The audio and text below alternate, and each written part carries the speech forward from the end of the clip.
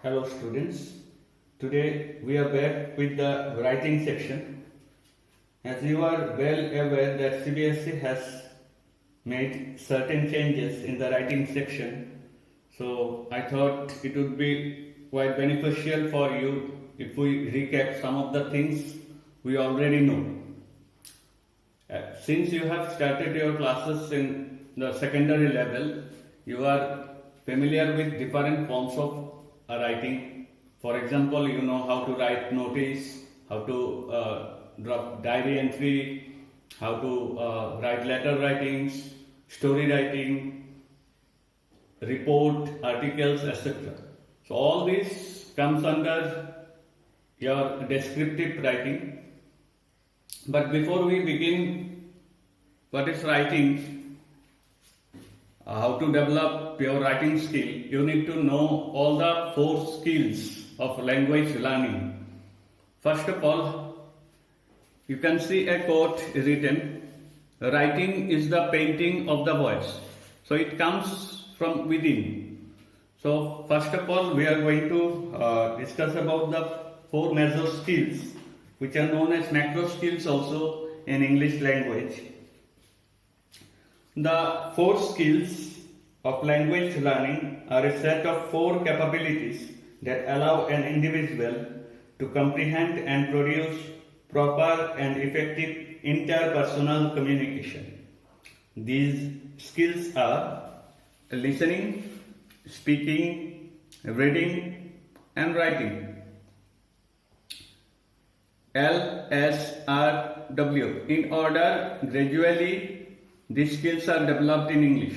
So you can see the very first skill is listening, and which end up in writing. So the very last stage is developing your writing skill, which is very important.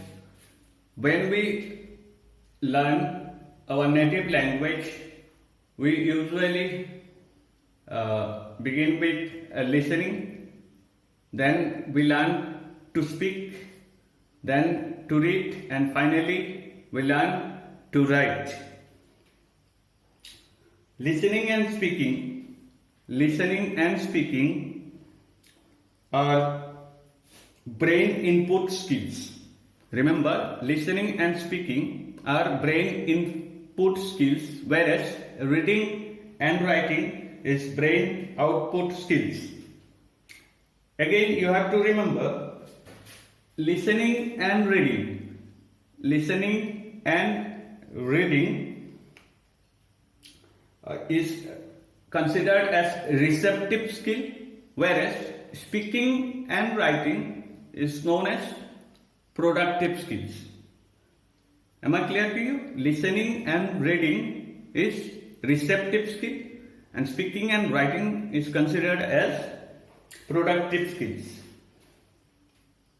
Now, as we are going to write for the purpose of our academic, we must know academic writing is complex because there are many layers in the way we write. So I have listed down the layers of different writing. First comes descriptive writing. We begin with descriptive writing. Then comes analytical writing, persuasive writing, and critical writing. So the very first layer is descriptive writing, which is included in 9 as well as in 10 in the form of letter writing and many other forms. In class 9, you are going to write about informal letter on a situation, and as well as descriptive paragraphs. You are asked to write about a person or place or event, or in the form of diary entry in about 150 to 200 words. So in the descriptive section in class 10, you are going to have formal letter writing on a given situation. So first we will discuss about the descriptive writing, and then we'll come to the analytical writing for class 10. The primary purpose of descriptive writing is to describe a person, place, or thing in such a way that a picture is formed in the reader's mind. Remember, a picture should be formed in the reader's mind, capturing an event through descriptive writing, and it involves paying close attention to the details by using your five senses. Very important, using your five senses. In descriptive writing, what one can do, you can follow this flow chart. What is written there? Processes. You have to write the processes, methods, materials, any definitions, and the concept. Okay? These are the ways which is given in a flow chart. Now we must remember what is descriptive writing. In fact, descriptive writing involves providing information without interpretation. Very important, this word. Descriptive writing involves providing information without interpretation in a succinct way. You have to detail it down. It should be informative, but you should not interpret any of the informations. Now, how can we write down descriptive writings? Descriptions can be subjective or objective. It is your choice on the given situation.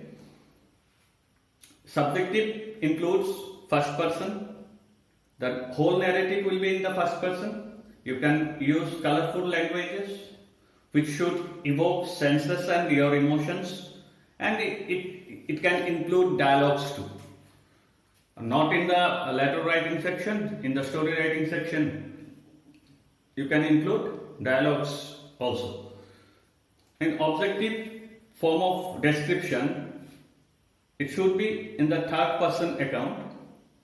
It tends to be factual, based on facts. Whatever facts are given to you, you have to maintain it throughout your writing. Then discuss what is observed. Whatever is given in the question paper, you must observe it carefully, then write without interpretation. You cannot interpret any of the facts given to you, only you have to describe it in the descriptive section.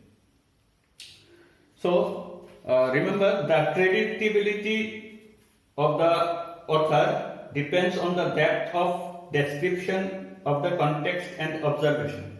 Credibility of the author depends on the depth of description of the content and observations. So, to summarize, we can say it will include vivid sensory details. It should be a succinct description or thick description. Use figurative language such as simile, metaphor, imagery. The more you use this figurative language, the more standard your language will be. Then it must be chronological. If time reference is given, so it must come in order. Spatial, that is, location should be mentioned, and it should be written in order of importance. So remember these few keynotes that is given to you while you describe any event about a person, place. You must remember the key points, that description can be subjective and objective, which is very important in the academic section. It can be a succinct description, thick description. It should include vivid sensory details to draw the reader's attention. You can use more and more figurative languages to make your English standard. It should be chronological, spatial, and it should be written in orders of importance. Let us now move to the second step, that is analytical writing. You can call it analytical or analytical analytical writing, which is coined by CBSE from International English Language Testing System.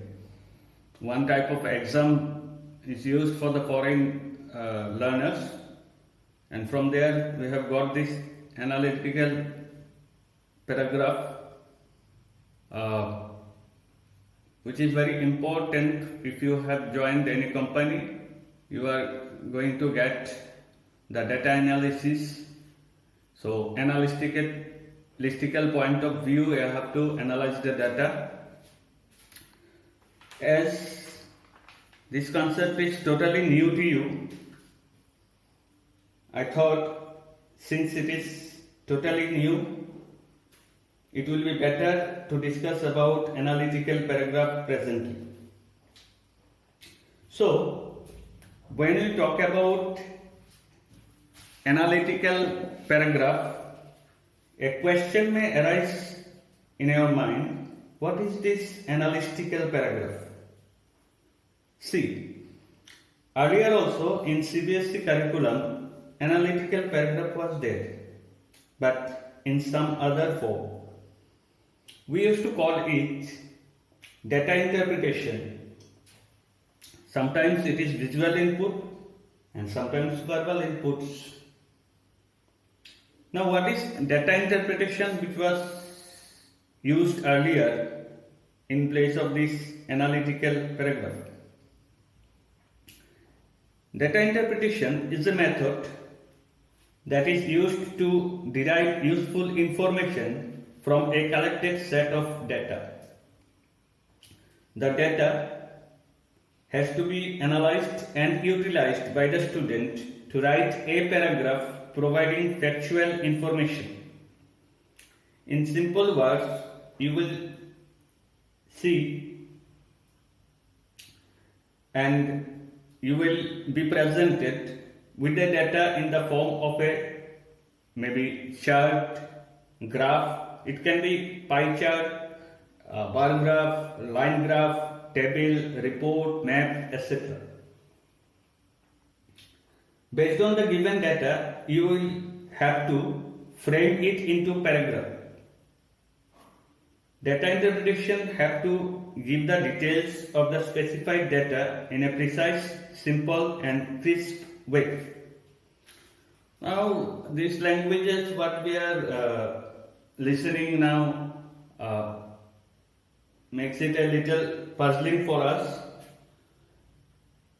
Let me cite an example which will eventually make it easier for you to understand what is this analytical paragraph, how we analyze a thing. Suppose, for example, if I place a sandwich and a burger in front of you, how can you differentiate between them? How can you distinguish or identify which one is burger, which one is sandwich? How do you come to a conclusion? Now, this is burger in my hand or is this sandwich in my hand? Obviously, the upper layer, because some foodstuffs are placed between two levels in layers. For burgers, when you see the first layer or the bottom layer, the bottom one, the first level and the bottom, in between some foodstuffs are there. So the first and the bottom layer, that is used as a closer. For burger we use buns and for sandwiches we use loaf.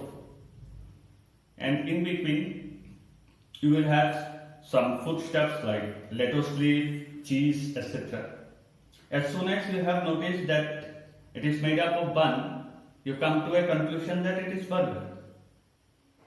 And when you see the layers are, the top one and bottom one is made of loaf, you come to a conclusion that this is sandwich. So now the main motto of ours is to break up into fragments, break up the layers, analyze it, how tasty it would be. It depends on the layers of the foodstuffs that we have used inside. So these are the, in fact, characteristic traits of that particular food. So our task is to distinguish the layers, which foodstuffs are being used in this, how tasty it will be. It depends on the foodstuffs that we have used. Understood? So you have to analyze it to come to a conclusion. First you have to analyze it to come to a conclusion. Now let's clearly discuss about this analyzing data. First of all, you have to be a very keen observer of the given cues. The given cue is given on the question paper. Then after your keen observation of the given topic, you have to comprehend it before you begin your writing. You have to comprehend it. Then you take an overall view of it. Then try to compare, contrast, conflicts and classify the facts given in the question paper. Completely opposite to descriptive writing. Completely opposite. Here it should be informative without interpretation. Here information with interpretation. Analytical paragraph is information with interpretation. So what we are going to do, we are going to compare, contrast, conflicts and classify the data given. Then we will come to a conclusion. The form of analysis is to write introductory remark, that is the title of your title remark, you can say it. Then you are going to give an overview line. This is in a line or two, overview line. Then you start analyzing or describing the facts given in the question paper. Then come to your overall view about the topic given. Then come to the concluding remark, which is known as synthesis. First begin with analysis, conclude with synthesis. Remember, analytical writing involves taking descriptive writing to a step further. Analytical writing involves taking descriptive writing a step further. When descriptive writing is taken apart and reorganized into categories, groups, types or relationships, it becomes analytical. Remember, when we take the descriptive writing in parts and reorganized into categories, so we are analyzing it. The description is given in detail, then we start analyzing it, dividing it into categories, groups, types or relationships. Then it can be considered as analytical paragraph. Once it is grouped, we are looking for patterns and repetitions. Then we start, as I said, compare, contrast, conflicts or anomalies, classify, all these things. Now after completing all these stages, analytical writing also contains, as I said, synthesis. What is this synthesis? Synthesis involves recombining the constituent parts but with insight to form new knowledge. As I said, we first analyze the entire data given to us, okay? Then we recombine it. In the concluding statement, we are recombining it, that is the constituent parts that we have broken up, but with insight to form a new knowledge. This is the thesis of yours. In other words, after analyzing, that is breaking up the concepts, breaking up of concept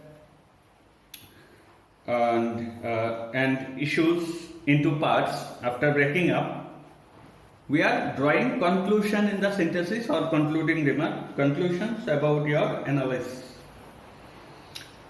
To summarize, we can say the title statement will depict the whole idea. The title statement will depict the whole idea. Elaborate it. The next step, that is analyzing. Elaborate it in a coherent way. What is coherent way? I have written the body part here. Body part here. What is coherent way? Coherent means, suppose from 1920 to 2000 years are given. You cannot go to 1999 and go back to 1921 to write the statistics given from the given data. So you have to come in chronological order of the time sequence you have to maintain, as I have already mentioned in the descriptive section. Then we are going to wrap it up in a compact manner in the concluding remark. We are wrapping the entire thing that I have jotted down in the concluding remark in a compact manner. So, first of all, we need to be a keen observer. Then we are going to comprehend the whole idea, entire idea given in the given cue. Maybe it can be map, chart, as I said, graph. Then we are going to take an overall view, then start analyzing using the comparison, contrast, conflicts, classify, and then we are going to conclude it. But remember, the title statement will give you a hint what thesis we are going to do or about what we are going to write. Then elaborate it in a coherent way, in a logical order. Then we are going to wrap it up in a compact manner in the concluding remark. So this is the difference between descriptive and analytical. From descriptive, if we take a step further, we are going to come to the analytical writing skills. So you need to develop your writing skills more and more. Remember, writing cannot be taught, it must be caught. Writing cannot be taught. No one can teach you how to write. It must be caught. That means only way to master this skill of writing, the very last stage of our language skills, as we have said, when we learn our native language for the first time, the very first step is to listen it properly. Then we start to speak. Then we learn to read. Then at last and finally we are going to write. And as I said, writing is the painting of the voice, so it must come from within. So only way to master this writing skill of yours is to remember a quote: the more you practice, the better writer you will be. Thank you.